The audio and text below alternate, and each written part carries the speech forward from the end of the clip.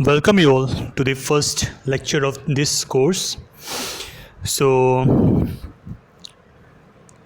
in this lecture, we are going to just have an overview that where laser beam welding finds applications in these domains. Okay, so recent developments in the field of high power fiber lasers have led to renewed interest in thick section laser welding.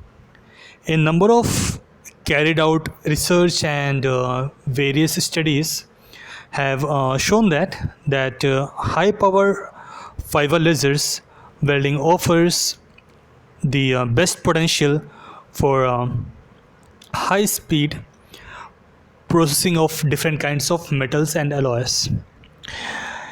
The main potential of laser beam welding process of thick sections can be realized in many industrial applications such as power plants,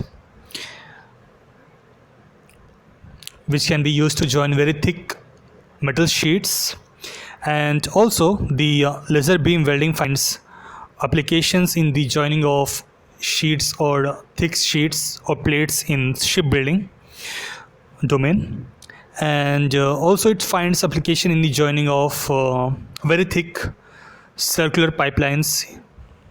Okay, so in the next lecture we are going to understand about the concept of key hole welding process. So for now, thank you.